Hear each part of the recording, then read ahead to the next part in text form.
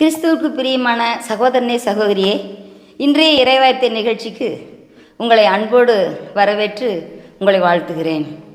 இன்றைக்கு நாம் தியானிக்கப் போகிற இறைவார்த்தை என்னவென்றால், அப்போஸ்தலனாகிய யாக்கோபு எழுதின பொதுவான நிருபத்திலிருந்து 1 அதிகாரம் 5வது வசனம். உங்களில் ஒருவன் ஞானத்தில் குறைவுள்ளவனாயிருந்தால் யாவருக்கும் சம்பூர்ணமாய் கொடுக்கிறவரும் ஒருவரையும் கடிந்து கொள்ளாதவருமாகிய தேவனிடத்தில் கேட்க கடவன், அப்பொழுது அவனுக்கு கொடுக்கப்படும்.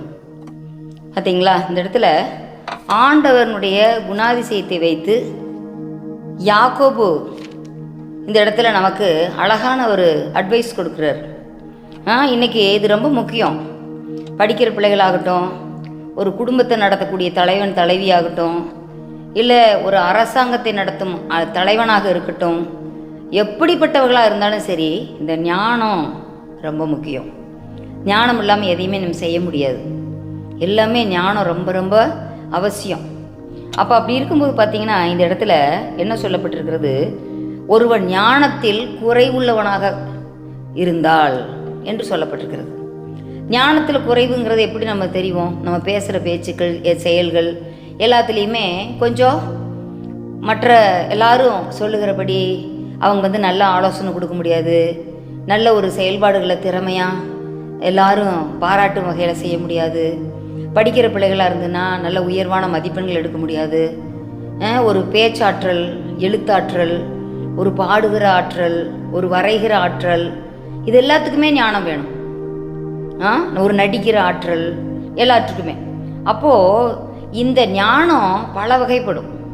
குடும்பத்தை நடத்துறது, ஒரு சபையை நடத்துறது, ஒரு அரசாங்கத்தை நடத்துறது, ஒரு ஒரு குரூப் ஆஃப் பீப்புளை நடத்துறது, வேலை ஸ்தலங்களில் ஒரு தலைவனாக இருந்து ஒரு மேஸ்திரியாக இருந்து ஒரு காரியத்தை செய்கிறது, ஒரு மேலாளராக இருப்பது, ஒரு பேங்க்கில் எடுத்துக்கிட்டால் அதில் இருக்கக்கூடிய ஒரு மேனேஜராக இருப்பது, எல்லாத்துக்குமே ஒரு பெரிய ஒரு ஞானம் தேவை, எல்லாவற்றையும் வழிநடத்தி கொண்டு போகிறதுக்கு. இப்போது இந்த இடத்துல பார்த்தீங்கன்னா, ஞானம் அது எப்படிப்பட்ட ஞானமாக இருந்தாலும் சரி, அந்த ஞானத்தில் ஒரு குறை இருந்துன்னா நீ எங்கேயும் போய் கேட்காத. இப்போ நம்ம உலகப்புறமாக இருக்கிற ஆசிரியர் இடத்துலோ, இல்லை நம்மளை விட ஒரு சீனியர்ட்டியோ நம்ம போய் அடிக்கடி ஏதாவது ஒரு டவுட்டு, ஏதாவது ஒரு நீங்கள் போய் கேட்டு பாருங்க. அட நீ ஒரு மரமண்டடா, உனக்கெல்லாம் எவ்வளோதாவது சொன்னாலும் உனக்கெல்லாம் ஏறாது, படிப்பெல்லாம் உனக்கு ஏறாது, உன்னால் படித்த முடிஞ்ச அளவுக்கு படி, என்னதான் இருந்தாலும் எதுவுமே உனக்கு வராது, இந்த கணக்கா உனக்கு கணக்கே வராது, இங்கிலீஷ் இல்லை, ஏதோ நீ ஜஸ்ட் பாஸ் வாங்கு போதும், உனக்கெல்லாம் இங்கிலீஷு கிராமர் அதெல்லாம் உனக்கு புரியாது அப்படி சொல்லிட்டு நம்மளை அப்படியே கொஞ்சம் நிமிரலான்னு நினைப்போம். ஆனால் நிமிர விட மாட்டாங்க. அப்படியே ஒரே அழுத்து, உன்னால் முடியாது உட்காரு நீ அப்படி சொல்லிட்டு நம்ம தாளத்தான் பார்ப்பாங்க. ஆனால் இந்த இடத்துல பாருங்கள், யாவருக்கும் சம்பூர்ணமாய் கொடுக்கிறவரும் நம் தேவன் எப்படி கொடுப்பாராம்? சம்பூரணமாய். ஏன்னா அவர் பூரண சர்க்குணர், எல்லாமே பூரணமாக தான் தருவார். அவர் இடத்துல அன்பு, இரக்கம், கிருபை, தயவு, காருண்யம், ரட்சிப்பு, பாதுகாப்பு, அடைக்கலம் எல்லாமே பூரணமாக இருக்குது. அவர் பூரண சர்க்குணராக இருக்கிறார். நம்மளுக்கும் அப்படிப்பட்ட பரிசுத்தத்தில் பூரணம், எல்லாத்துலேயும் பூரணத்தை தர்றார். நம்ம செய்கிற நீதியில் பூரணம் எல்லாம் தர்றார். அப்போது இந்த ஞானத்திலும் நீங்கள் சம்பூர்ணமாக ஞானத்தை பெற்றுக்கொள்ளணும் அப்படின்னு தான் ஆண்டவர் விரும்புகிறார். இப்போ கொடுக்கிறவரும் ஒருவரையும் கடிந்து கொள்ளாதவருமாகிய, உலகத்தில் நீங்கள் அப்பா அம்மாவே இருக்கட்டும், அவங்ககிட்ட போய் நீங்கள் எல்லாத்துக்கும் நீங்கள் நச்சு பிடிச்ச மாதிரி நீங்கள் கேட்டு பாருங்கள். எதையா ஒன்று திரும்ப திரும்ப டவுட்டை கேட்டு பாருங்கள். எனக்கு இது ஒன்று தான் டவுட்டாக இருக்குது, இன்னும் ஒரு தடவை சொல்லிக் கொடுங்கன்னு போய் நீங்கள் கேட்டிங்கன்னா அவங்க என்ன சொல்லுவாங்க? எத்தனை தடவை சொல்கிறது, எவ்வளோ தடவை நான் சொல்கிறது, நானே டயர்டாக இருக்கிறேன், அந்த டயர்ட்லேயே உனக்கு இத்தனை தடவை சொல்லி கொடுத்துட்டேன், திரும்ப திரும்ப என்னையவே தொல்லை பண்ணிகிட்ருக்குற. உங்கள் டீச்சர்கிட்ட கேட்டையா? உன் டீச்சர்ட்டும் கேட்டேன், அவங்களும் என்னை திட்டாங்க. உன் ஃப்ரெண்ட்ஸ்கிட்ட நல்லா படிக்கிற பிள்ளைகிட்ட கேளு. அது மாதிரிலாம் ஏதோ ஒன்று சொல்லி அப்படியே நம்மளை திட்டுறாங்க, கடிந்து கொள்கிறாங்க. ஆனால் இந்த இடத்துல ஆண்டவரை பற்றி சொல்கிறாங்க, ஒருவரையும் கடிந்து கொள்ளாதவருமாகிய தேவனிடத்தில் கேட்க கடவன், அப்பொழுது அவனுக்கு கொடுக்கப்படும். அதான் மத்தேயு சுவிசேஷம் 7 அதிகாரம் 7வது வசனத்தில் வாசிக்கிறோம். கேளுங்கள், அப்பொழுது உங்களுக்கு கொடுக்கப்படும் என்று சொல்லப்பட்டிருக்கிறது. பார்த்தீங்களா? கேளுங்கள், அப்பொழுது உங்கள் சந்தோஷம் நிறைவாயிருக்கும்படி உங்களுக்கு நீங்கள் பெற்றுக்கொள்வீர்கள் என்று சொல்லியிருக்கிறது.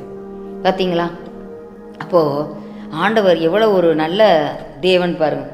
ஞானம் அப்படி தான். சாலமோன், கிங் சாலமோன் அவன் தாவீதுக்கு பிறகு அவன் அரசவைக்கு வரும்போது அவன் கேட்குறான், நான் போக்குவரத்தும் அங்கே நிறைய பேர் வருவாங்க, எனக்கு அவங்களெல்லாம் இத்தனை ஜனங்களையும் ஆள்ற அளவுக்கு எனக்கு என்ன இல்லை, ஞானம் இல்லை ஆண்டவரே, அவங்கக்கிட்ட எப்படி பேசுறது, எப்படி சட்டங்கள் திட்டங்கள் எல்லாத்தையும் செய்கிறது, எல்லாத்தையும் எப்படி நிறைவேற்றுறது, இத்தனை ஜனங்களுக்கும் வரக்கூடிய பிரச்சனைகள், அவங்க தேவைகள், அதையெல்லாம் எப்படி நான் செய்கிறதுன்னு எனக்கு தெரியாது, அதனால் அதற்கேற்ற எனக்கு ஞானத்தை மட்டும் கொடுங்கன்னு சொல்லி கேட்குறாரு. அப்போ ஆண்டவர் சொல்கிறாரு, இன்றைக்கி ஒருத்தர் நல்ல வசதி உங்கள்கிட்ட ஆண்டவர் நேரில் நீ என்ன வேணும் கேளுன்னு கேட்டால் நம்ம என்ன கேட்போம், நல்ல பெரிய ஒரு பங்களா வேணும், நல்ல ஆடி கார் வேணும், எனக்கு அப்படி செல்வாக்கு வேணும், இப்படி வேணும், அப்படி வேணும்னு எல்லாம் அந்த உலகத்தில் எப்படி நல்லா இருக்கிறாங்களோ அப்படியே ஒரு பெரிய ஒரு ட்ரீம் வச்சு ஆண்டவர்கிட்ட எல்லாம் கேட்போம். ஆனால் சாலமோன் பாருங்கள், அதெல்லாம் எதுவுமே கேட்கல, ஞானத்தை மட்டும் கேட்டார். அதனால் ஆண்டவர் சொன்னார், நீ ஞானத்தை மட்டும் கேட்டதுனால வேறு எதையும் நீ கேட்கலங்கிட்ட, அதனால் அந்த ஞானத்தோடு கூட மற்ற எல்லாத்தையும் உனக்கு தர்றேன், நீ கேளாத ஐஸ்வர்யம், கனம், மகிமை எல்லாம் உனக்கு தர்றேன் அப்படின்னு சொல்லிட்டு 2 நாளாக 1ஆம் அதிகாரத்தில் நம்ம அதை வாசிக்கிறோம். பார்த்தீங்களா அன்பான சகோதரனை சகோதரியே, அருமையான பிள்ளைகளே, கண்டிப்பாக நீங்கள் ஆண்டவர்கிட்ட கேளுங்க. நீங்கள் எந்த ஞானத்தில் குறைவுள்ளவர்களாக இருந்தாலும் சரி, வேத ஞானத்திலோ அல்லது கல்விங்கிற ஞானத்திலோ அல்லது மற்றவங்ககிட்ட எப்படி நடந்துக்கணுங்கிற ஞானத்திலோ எதில் குறை இருந்தாலும் சரி, சம்பூர்ணமாக கொடுக்குற தேவன் ஒருவர் உண்டு. உங்களை கடிந்து கொள்ளாமல் உங்களுக்கு சொல்கிற தேவன் உண்டு. அவர்கிட்ட சொல்லுங்கள், ஆண்டவர் உங்களுக்கு தருவார், நிறைவாய் தருவார், சம்பூர்ணமாய் தருவார். இப்போ ஹாப்பி தானே? நீங்கள் இனிமேல் கேளுங்க. நீங்கள் இனிமேல் யார்கிட்டையும் நாடி தேடி ஓடிட்டு இருக்காதீங்க. ஆண்டவர் பாதத்தில் உட்காருங்க, அவர் தருவார்.